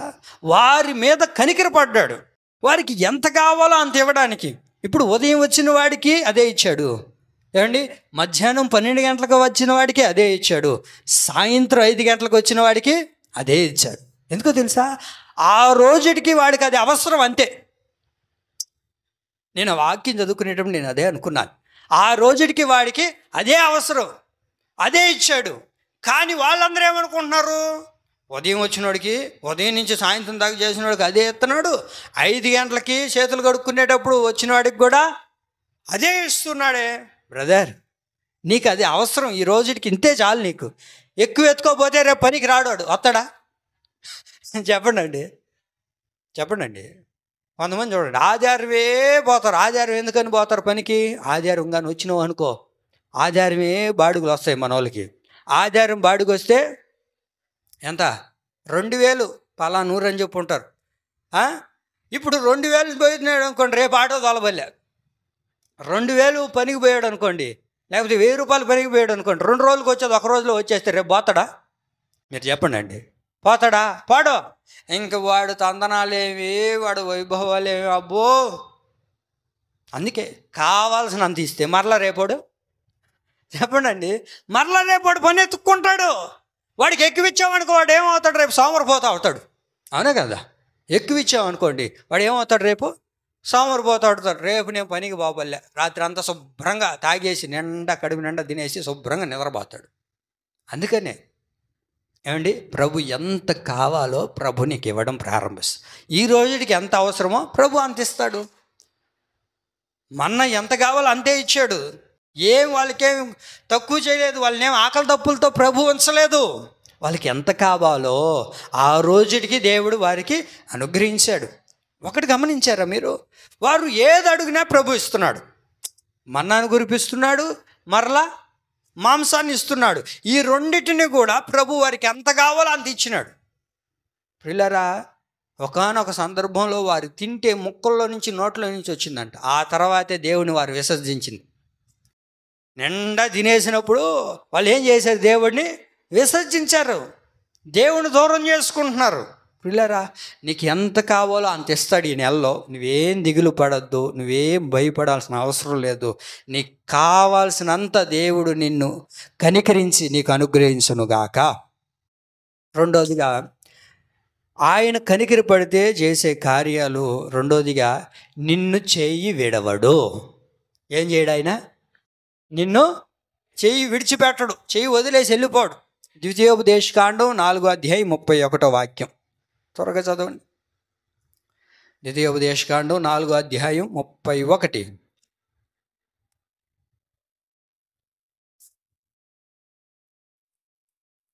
ద్వితీయోపదేశకాండం అది గమనించండి. నీ దేవుడైన యెహోవా కనికరము గల దేవుడు గనుక నిన్ను చేయి విడవడు, నిన్ను నాశనము చేయడు. చాలండి. నీ దేవుడైన యెహోవా కనికరము గలవాడు. ఆయన నీ మీద కనికరపడుచున్నది ఎందుకో తెలుసా అండి? నిన్ను చెయ్యి విడవడు. నిన్ను ఆయన చెప్పండి, నిన్ను ఆయన చెయ్యి విడిచిపెట్టడు. మనల్ని ఆయన చెయ్యి విడిచిపెట్టడు. మనల్ని కట్టుకునేటప్పుడు, మనల్ని వివాహం చేసుకునేటప్పుడు చూడండి, ఏంది ఇది? ఏళ్ళు పట్టుకొని నడిచినారు. ఎటపోయినాడు ఆయన? అది చెయ్యి వదిలేసిపోయినాడు. అన్యాయం చేసి పోతల్లా పోయినారా లేదా? కానీ మన దేవుడు ఉన్నారే, మనల్ని నిర్మించి, మనల్ని సృష్టించి, మనకు ఆయుష్ను కలగజేసిన దేవుడు ఆయన ఉన్నారే. ఆయన ఎవరో తెలుసా అండి? మన మీద కనికరపడి ఆయన మనల్ని చెయ్యి విడవడు. మనం ప్రమాణాలు చేస్తాంగా, కష్టం వచ్చినా, నష్టం వచ్చినా, బాధ వచ్చినా, శ్రమలు వచ్చినా, దుఃఖం వచ్చినా, ఏ వచ్చినా నిన్ను చెప్పండి వేడవను అంటారు. 4 రోజులు గడిచిన తర్వాత ఎటు పోయి ఉంటారో విడవను అన్నవాడు ఎక్కడికి పోయి ఉంటాడో తెలీదు. అమ్మా ఏడకి పోయినాడు అన్న ఏడకి పోయినాడు? ఎవడికేం తెలుసు? మాకేం చెప్పిపోతాడా? వింటున్నారన్న మాటలు. చెయ్యి విడిచిపెట్టి ఆయన ఇష్టానుసారంగా ఆయన తిరుగుతుంటాడు. ఆయన తిరుగుతున్నాడు కదా, మంది ఏం తప్పు ఉందని ఈయన కూడా తిరుగుతుంది. ఇద్దరు తిరుగుతున్నారు కదా, మా ఏం తప్పు ఉండని వీళ్ళిద్దరు కూడా తిరుగుతారు. తప్పులేదు. ఎందుకు? ఒకరు విడిచిపెట్టుకున్నారు. కానీ దేవుడు ఎవరో తెలుసండి? ఆయన నీ మీద కనికర పడుచు ఉన్నది నిన్ను చెయ్యి విడవకుండా ఉండడానికి. మనుషులందరూ మనల్ని చెయ్యి విడిచిపెట్టేసిన వాళ్ళు ఉన్నారు. మనం పుట్టినప్పటి నుంచి ఈనాటి వరకు ఎంతోమంది మనతో చెయ్యి పట్టుకొని నడుస్తామన్న వాళ్ళు ఉన్నారు. కానీ ఎటు పోయారో తెలియదు, ఎక్కడున్నారో తెలియదు, ఎప్పుడు వదిలేశారో తెలియదు. కానీ దేవుడు ఎవరో తెలుసా? ఆయన మన మీద కనికరపడి నిన్ను చెయ్యి విడవకుండా చెప్పండి నిన్ను చెయ్యి విడవకుండా ఆయనే నీ చెయ్యి పట్టుకొనుగాక. ఎందుకు పట్టుకుంటున్నావయ్యా అంటే, నిన్ను ఆయన చెయ్యి పట్టుకొని నిన్ను నాశనమునకు అప్పగించడు, నిన్ను నాశనానికి అప్పగించడు. కొన్ని పరిస్థితుల్లో మనుషులు మన చెయ్యి విడిచిపెట్టాడు అనుకోండి, మనం ఏమనుకుంటాం? ఇంక ఈ బతుకొద్దురా, ఇంక ఈ జీవితం వద్దు, నా భార్య వదిలేసిందిగా, నలుగురిలో నేను బతకలేకపోతున్నానుగా, ఏమైపోదాం? ట్రైన్ కింద పడి చచ్చిపోదాం. ఏమైపోదాం?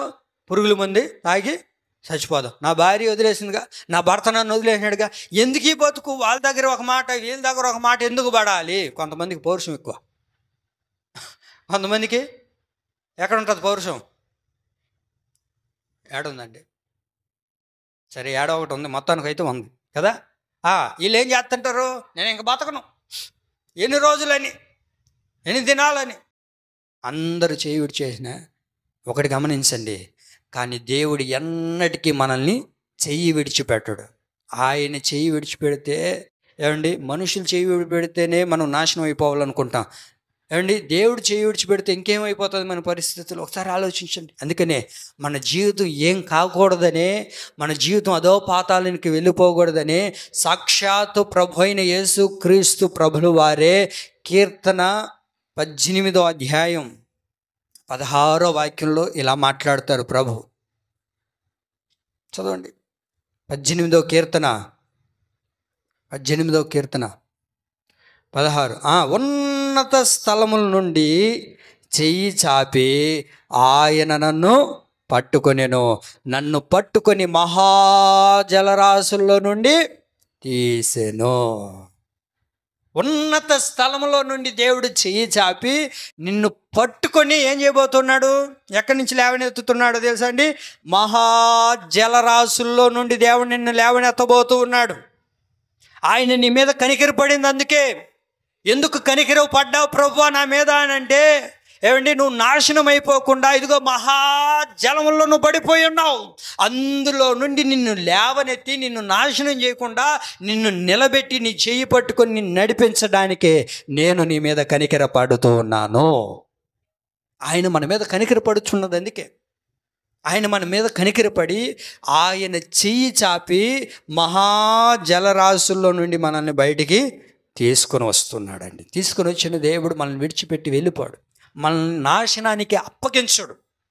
బైబిల్లో మనం చూడగలిగితే యేసయ్య దగ్గరకు ఒక తండ్రి వచ్చి అంటాడు, అయ్యా నా కుమార్తె అనారోగ్య పరిస్థితిలో ఉంది, నువ్వు రావాలి అన్నప్పుడు ప్రభు ఆ ఇంటికి వెళ్ళే లోపే చనిపోయింది ఆ బిడ్డ.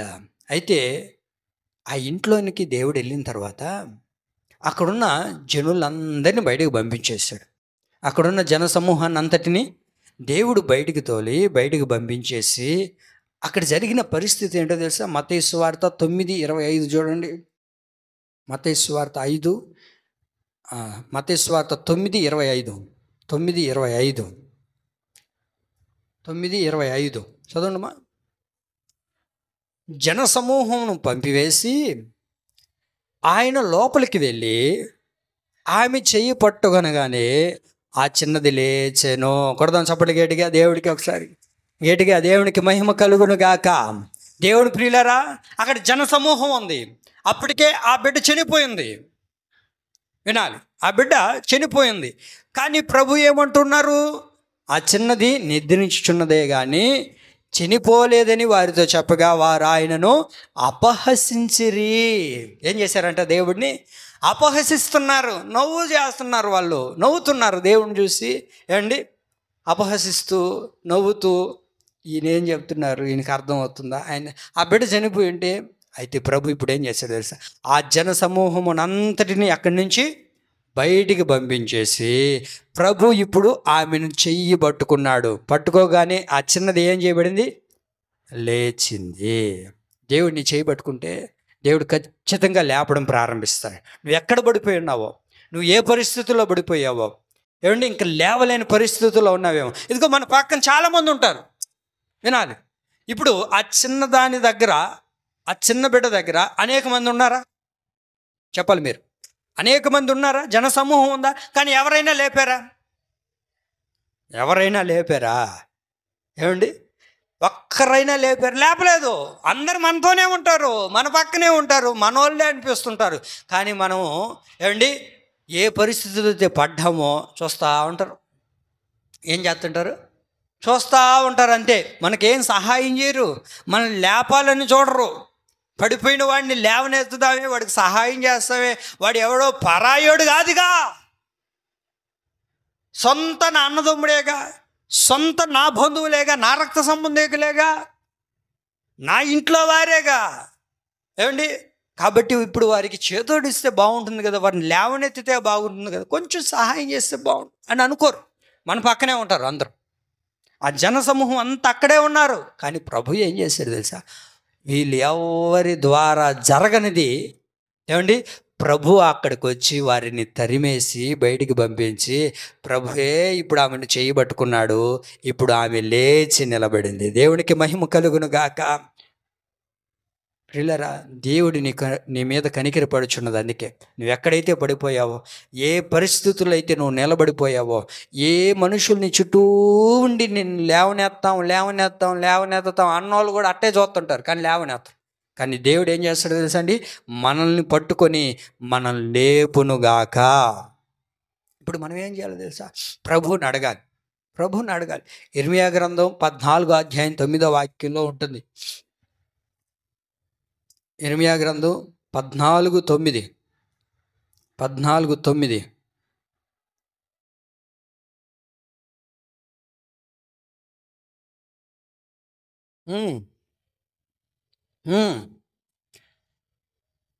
యెహోవా, నీవు మా మధ్య ఉన్నావే, మేము నీ పేరు పెట్టబడిన వారము, మమ్మను చేయి విడవకయ్యా. ఇది అడగాలి దేవుడిని. యేసయ్యా, మమ్మల్ని చేయి విడవద్దు. మనుషులు విడిచిపెట్టినా మనం బ్రతకొచ్చు, మనుషులు విడిచినా మనం బ్రతకొచ్చు, కానీ దేవుడు చేయి విడిచిపెడితే మనం బ్రతకలేం. దేవుడు మనల్ని విడిచిపెట్టేస్తే మనం బ్రతకలేం. ఏమండి, ఈ మహా జలరాశిలో మునిగిపోతాం. ఈ లోకంలో మనల్ని ఎప్పుడు పతనం చేద్దామా, మనల్ని నాశనం చేద్దామా, మనల్ని ముంచేద్దామా, మనల్ని భూమి మీద లేకుండా చేద్దామా అని అనుకునే మహా జలరాశిది. కాబట్టి దీనుల నుంచి మనం బయటికి రావాలంటే దేవుడే మనల్ని చేయబట్టుకోవాలండి. అందుకనే ఆ ప్రజలు అంటారు, దేవా మమ్మల్ని చెయ్యి విడిచిపెట్టొద్దయ్యా, దయచేసి మమ్మల్ని నువ్వు చేయబట్టుకో. బిడ్డలు మనల్ని వదిలేసినా బ్రతకొచ్చు, బిడ్డలు మనల్ని వదిలేసినా బ్రతకొచ్చు. ఏమండి, లోకములో ఉన్నవారు వదిలేసినా మనం బ్రతకొచ్చు, చెయ్యి విడిచిపెట్టేసినా బ్రతకొచ్చు. కానీ దేవుడు చెయ్యి విడిచిపెడితే దేశ దిమ్మరులైపోతారు.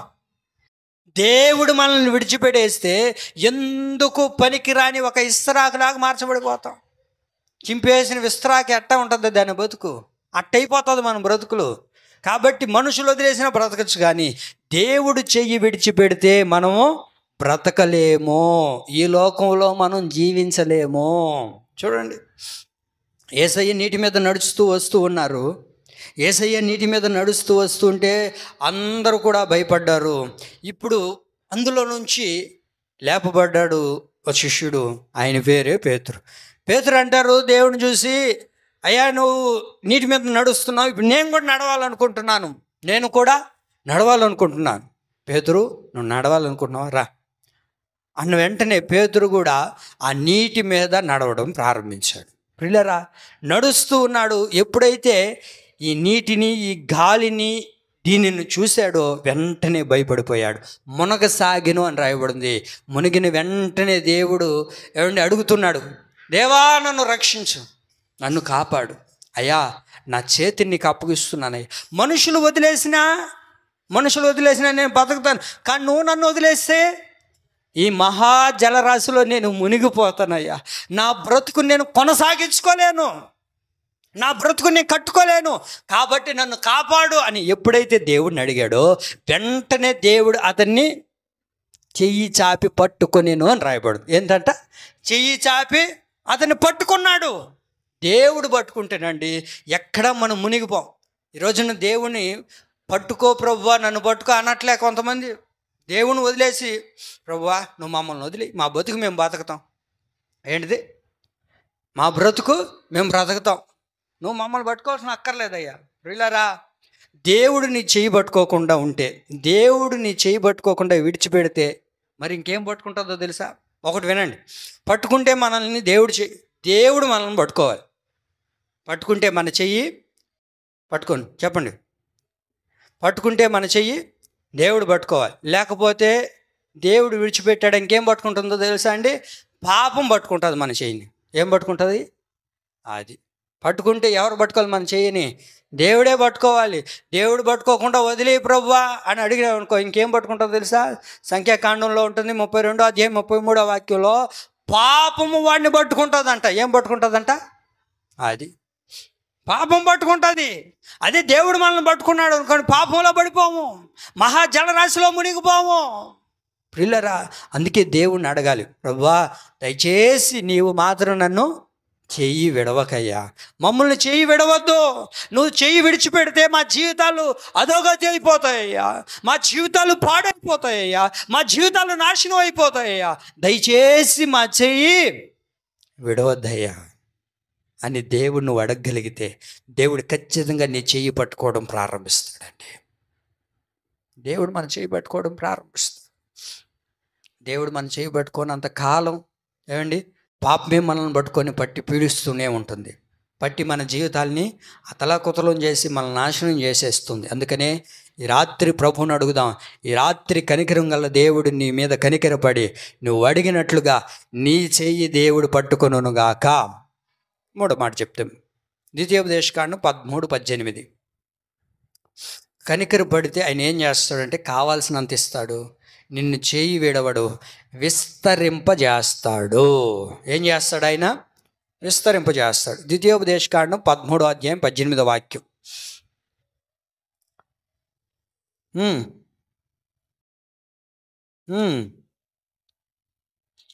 విన్నప్పుడు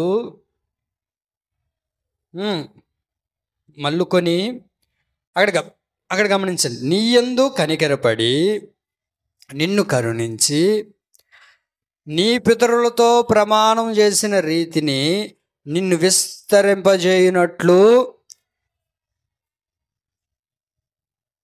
అది దేవుడు నీ మీద కనికరపడుచున్నది. ఎందుకో తెలుసా అండి? నిన్ను విస్తరింపజేయడానికి. ఏం చేయడానికి? విస్తరింపజేయడానికి. ఏ విషయంలో నీకు విస్తరింపజేయాలని నువ్వు ఆశపడుతున్నావో అందులో నా దేవుడు నిన్ను విస్తరింపచేయునుగాక. ఈరోజున విస్తరించబడలేకపోతున్నామండి. ఎక్కడ ఉన్నాళ్ళు మేము అలాగే ఉంటున్నాం, కానీ విస్తరించబడలేకపోతున్నాం. ఏమండి? అభివృద్ధి పరచబడలేకపోతున్నాం, ఆశీర్వదించబడలేకపోతున్నాం, ఆహ్లాదకరంగా మార్చబడలేకపోతున్నాం. ఎక్కడ ఉన్నవి అలాగే ఉంటున్నాయి, పరిస్థితులే మారట్లేదు. ఏమండి? ఎక్కడున్నవి అలాగే ఉంటున్నాయి, కానీ విస్తరణ అనేది చూడలేకపోతున్నాం, ఆశీర్వాదం అనేది చూడలేకపోతున్నాం, అభివృద్ధి అనేది చూడలేకపోతున్నాం. అయితే ప్రభు అంటారు, ఈ నెలలో నేను నీ మీద కనికరపడి నిన్ను విస్తరింప చేయబోతూ ఉన్నాను. ఆమేన్. ఏం చేయబోతున్నాడు ఆయన? అది విస్తరింపజేస్తాడు. ఆయన విస్తరింపజేసేటప్పుడు కొంతమంది మనం చూస్తుంటారు. దేవుని దగ్గరికి వచ్చిన తర్వాత దేవుడు అంతకంతకు నిన్ను విస్తరింపజేస్తుంటాడు. అయితే ఈ విస్తరణను చూసి చాలామంది మనల్ని బాధ పెడుతుంటారు. చూడండి, భక్తిలో విస్తరించబడుతున్నాం అనుకోండి, చక్కగా ప్రార్థనకు వస్తున్నాం, ఆదివారం ఆరాధనకు వస్తూ, బుధవారం ప్రార్థనకు వస్తూ, శనివారం ప్రార్థనకు వస్తూ, ఏ కొడుకులు పెట్టినా ఆ కొడుకుల్లో వస్తూ ఉంటూ, ప్రతి దానిలో పాలు పంపులు పొందుతూ, ఉదయం సాయంత్రం సమయం దొరికినప్పుడల్లా ప్రార్థన చేసుకుంటూ, దేవుళ్ళు ఎదుగుతూ, వాక్యం చదువుతూ, ఆత్మీయంగా ఎదుగుతూ ఉన్నప్పుడు, దానిలో నువ్వు విస్తరించబడేటప్పుడు కొంతమంది మనకు శ్రమను కలగజేస్తుంటారు. ఏం చేస్తుంటారు? కొంతమంది మనకు శ్రమల్ని కలగజేస్తుంటారు. ఇప్పుడు ఆ శ్రమలు వచ్చినప్పుడు, వారి ద్వారా మనకు కష్టాలు వచ్చినప్పుడు మనం ఏమనుకుంటాం? వీళ్ళు ఇంత బాధ పెడుతున్నారు, ఇంత శ్రమ పెడుతున్నారు, నన్ను ఇంత కష్టపెడుతున్నారు, ఎందుకు నేను ఈ భక్తి చేయడం అని అనుకోకూడదు. దానిలో నువ్వేమవ్వాలో తెలుసా? విస్తరించబడాలి. ఆమేన్. ఏం చేయబడాలి? ఇంటికి వెళ్ళిన తర్వాత చదువుకోనండి మీరు. నిర్గమకాండం 1వ అధ్యాయం 7 నుంచి కానీ చదువుకుంటే, ఏమండి, ఆ 1వ అధ్యాయంలో ఇశ్రాయేలు ప్రజలు ఎంత శ్రమ పెడుతున్నారో, శ్రమ పెట్టిన కొలది వారు విస్తరించెను అని రాయబడింది. ఏంటిది అది? చెప్పండి ఏంటిది అది? ఏమండి, శ్రమ వచ్చినప్పుడు ఎవడైనా విస్తరించబడతాడు, అక్కడే కురుంగిపోతాం. కష్టం వచ్చినప్పుడు అక్కడే నిలబడిపోతాం. కానీ ఇశ్రాయేలు ప్రజలు శ్రమ పెట్టిన కొలది వాళ్ళు ఏమయ్యారు? విస్తరించబడ్డారు. నిన్ను భక్తిలో ఎదిగేటప్పుడు, నువ్వు భక్తిలో విస్తరించబడేటప్పుడు కొంతమంది ద్వారా మనకు శ్రమలు వస్తాయి. అది భర్త ద్వారా రావచ్చు, బిడ్డల ద్వారా రావచ్చు, ఇరుగు పొరుగు వారి ద్వారా రావచ్చు, లేకపోతే మన శరీరం ద్వారా కూడా రావచ్చు. ఏమండి? ఇలా వచ్చినప్పుడు ఏం చేయబడాలో తెలుసా? అక్కడ నిలబడిపోకూడదు. శ్రమ పెట్టిన కొలది ఒక ఆత్మీయుడు ఏమవ్వాలి అంటే విస్తరించబడాలి. చెప్పండి, ఏం చేయబడాలా? విస్తరించబడాలి. దేవుడు కోరుకుంటుంది అదే. ఏమండి? మన మీద కనికర పడుతుంది. ఎందుకో తెలుసా? నిన్ను విస్తరింప చేయడానికి. ఇశ్రాయేలు ప్రజలను ఎంత శ్రమ పెట్టారో, ఎంత పతనం చేయాలనుకుంటున్నారో, ఎంత నాశనం చేయాలనుకున్నారో, దానికి కొలది ఏమయ్యారు? చెప్పండి, ఏమయ్యారు? అది ఈ రోజున చూడండి, ఎంతోమంది క్రైస్తవుల్ని పాడు చేయాలి, క్రైస్తవుల్ని నాశనం చేయాలి, క్రైస్తవుల్ని భూమి మీద లేకుండా చేయాలనుకుంటున్నారు. అనుకుంటున్నారా లేదా? కానీ వాళ్ళ వల్ల అవుతుందా? కాదది. ఎందుకో తెలుసా? నువ్వు ఎంత శ్రమ పెడతావో అంతగా క్రైస్తవ్యం విస్తరించబడుతుంది. ఆమేన్ చెప్పండి గట్టిగా, ఆమేన్. అంతగా విస్తరింపజేస్తాడు దేవుడు.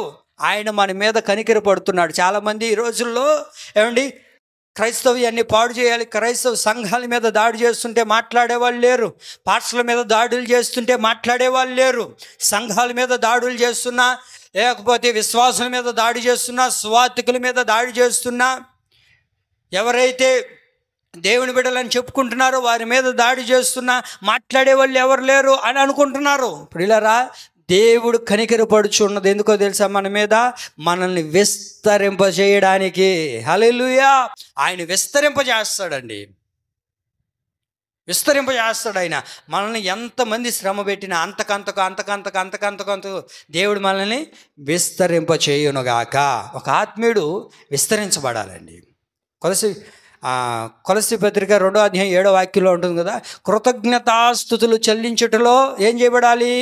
విస్తరించబడాలి. కృతజ్ఞతాస్తుతులు చెల్లించుటలో, దేవునికి కృతజ్ఞతాస్తుతులు చెల్లించుటలో నువ్వేం చేయబడాలి? విస్తరించబడాలి. ప్రతిరోజు కృతజ్ఞతాస్తుతులు చెల్లించుటలో మనం ఏం చేయబడాలి? ఒక ఆత్మీయుడు విస్తరించబడాలి. ప్రియులారా, విస్తరించబడుదాం. దేవుడు మనకి ఏం మేలు చేస్తున్నాడో ఆ మేలులన్నిటినీ తలంచుకుంటూ దేవునికి ప్రతినిత్యం, ప్రభువా గడిచిన 6 నెలలు నన్ను కాపాడేవయ్యా, అందును బట్టి నీకు స్తోత్రాలు ప్రభువా అని దేవునికి కృతజ్ఞతాస్తుతులు చెల్లించుట్లో మనం విస్తరించబడుదుముగాక. ఈ రోజున దేవుడు మన మీద కనికరపడి మనల్ని దేంట్లో విస్తరింపజేయబోతున్నాడు తెలుసా అండి? 116వ కీర్తన 7వ వాక్యం ఉంటుంది. చదువుకుందాం ఆ మాటని. 116వ కీర్తన 7వ వాక్యం. నా ప్రాణమా, యెహోవా నీకు క్షేమము విస్తరింపజేసియున్నాడు, తిరిగి నీ విశ్రాంతిలో ప్రవేశించుము. ఆయన నీ మీద కనికరపడి ఎందులో నిన్ను విస్తరింపజేస్తున్నాడో తెలుసా? క్షేమములో విస్తరింపజేయబోతున్నాడు. ఆమేన్. క్షేమం ఉందా మనకు? క్షేమకరమైన జీవితం ఉందా మనకు? లేదు, ఎక్కడా క్షేమం లేదు. ఎప్పుడు చూడు ఏదో ఒకటి జరుగుతుంది, ఏదో ఒక అపాయాలు, ఏదో ఒక ఇబ్బందులు. క్షేమం అనేది ఎవడి చేతిలో లేదండి. క్షేమం అనేది చూడలేకపోతున్నాం. క్షేమం అనేది కనుమరుగైపోయింది. రోజు రోజుకి ఏదో ఒక దాడులు, ఏదో ఒక ఇబ్బందులు, ఏదో ఒక యాక్సిడెంట్లు, ఏదో ఒక పేలుళ్ళు, ఏదో ఒక మంటలు చెలరేగడాలు, బిల్డింగ్లు కాలిపోవడం, హోటళ్ళు కాలిపోవడం, మనుషులు కాలిపోవడం, అయ్యో ఎన్నో. క్షేమం లేదు. అయితే దేవుడు ఈ నెలలో మన మీద కనికరపడి ఈ నెలంతా క్షేమములో నిన్ను విస్తరింపచేయునుగాక. నీ ప్రయాణాల్లో ప్రభు నీకు విస్తరణ కలుగచేయునుగాక. నీకు ఎక్కడైతే క్షేమం లేదనుకుంటున్నావు, లేదు, ఎక్కడ మనుషుల దగ్గర లేదు, ప్రయాణాల్లో లేదు, కుటుంబాల్లో లేదు, మన శరీరంలో లేదు, ఎక్కడ క్షేమం లేదు. ఉందా? కాబట్టి క్షేమం లేని దగ్గరే దేవుడు నిన్ను క్షేమకరంగా విస్తరింపచేయునుగాక. ఆమేన్.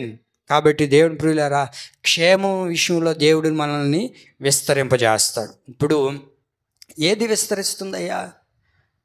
క్షేమం విస్తరిస్తుందంటే విస్తరింపజేయట్లేదు. చాలామంది దేవుని కనికరాన్ని పొందుకొని విస్తరిద్దాము అని అనుకోవట్లేదు. ఏమైపోతున్నాయి రోజులన్నీ? దేంట్లో విస్తరించబడుతున్నాడు తెలుసా? మానవుడు క్షేమంలో విస్తరించబడట్లేదు, దేవుని కృతజ్ఞతాస్తుతులు చెల్లించట్లో విస్తరించబడట్లేదు, ఆత్మీయుడు శ్రమపడిన కొలది విస్తరించబడట్లేదు. ప్రతి మానవుడు దేంట్లో విస్తరించబడుతున్నాడు అని అంటే వాక్యంలో రాయబడి ఉంది. మత్తయి సువార్త 24వ అధ్యాయం 12వ వాక్యంలో అక్రమంలో విస్తరించబడుతున్నాడంట మానవుడు. దేంట్లో? అది అక్రమం విస్తరించబడిపోతుంది. ఎక్కడ చూసినా అక్రమం. వింటున్నారా? పాపం ప్రతి మానవుని యొక్క హృదయాల్లో అక్రమము విస్తరించబడుతుంది. కనుకనే అనేకుల్లో ఏం చల్లారిపోతుంది? అది ప్రేమ చల్లారిపోవడానికి గల కారణం ఏంటంటే అక్రమము అయిపోతుంది. నేను చెప్పి ముగిస్తాను చూడండి. ఏమైపోతుంది? ప్రేమ చల్లారిపోవడానికి గల కారణం ఏంటి? అక్రమం. ఈ అక్రమం విస్తరించబడడం ద్వారానే మనుషుల మధ్యలో, కుటుంబాల మధ్యలో, దేశాల మధ్యలో ఏమైపోతుందయ్యా అని అంటే ప్రేమ చల్లారిపోతుంది. అక్రమం. ఆ దేశాన్ని ఈ దేశం ఏమండి లాక్కోవాలని, ఏమండి వాళ్ళు ఏదో సంపాదించుకోవాలని, వీడిని పతనం చేయాలని, వాడిని నాశనం చేయాలని, అక్రమాలు, ఎన్నో అక్రమాలు, అబ్బో చెప్పలేనని.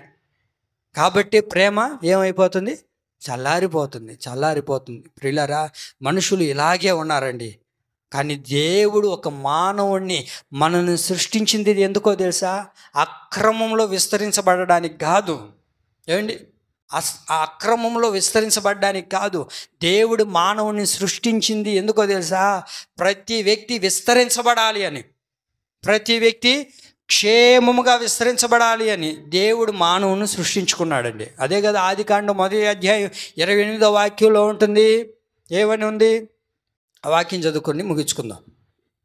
ఆదికాండం 1:28లో ఏముందండి? దేవుడు వారిని ఆశీర్వదించి ఎట్లనగా, మీరు ఫలించి అభివృద్ధి పొంది విస్తరించి భూమిని నిండించి దానిని లోపరుచుకోండి. చాలు. ఏం చేయడానికి దేవుడు మనను సృష్టించింది? చెప్పండి. ఏం చేయడానికి? విస్తరింపజేయడానికి, ఆశీర్వాదకరంగా ఉండడానికి. ఈరోజు మానవుడికి అది లేదు. అక్రమం ఎక్కువైపోయిందండి. ప్రియులారా, దానిని విడిచిపెడదాం. దేవుడు మన మీద కనికరపడి ఆయనే మనల్ని విస్తరింపచేయునుగాక, ఆయనే మనల్ని ఆశీర్వదించునుగాక. ప్రభు అంటారు ఈ నెలలో, నేను నీ మీద కనికరపడుచు ఉన్నాను, నేను నీ కుటుంబం మీద కనికరపడుచు ఉన్నాను, నేను నీ బిడ్డల మీద కనికరపడుచు ఉన్నాను, నేను నీ సంఘం మీద కనికరపడుచు ఉన్నాను, నేను నీ గ్రామం మీద కనికరపడుచు ఉన్నాను, నేను నీ దేశం మీద కనికరపడుచు ఉన్నాను. మనందరి మీద కనికరాస్వరూపుడైన దేవుడు ఈ నెలంతా ఆయన కనికరం మన మీద నిలుపునుగాక. ఈ నా దేవుని మాటలు పరిశుద్ధాత్మ దేవుడు మనందరి వినికిడిలో నీరు కట్టి ఫలింపచేసి అభివృద్ధి పరుచునుగాక. ఆయన కనికరం యుగయుగాలు మనతో ఉండునుగాక. ఆమేన్. అందరూ మోకరి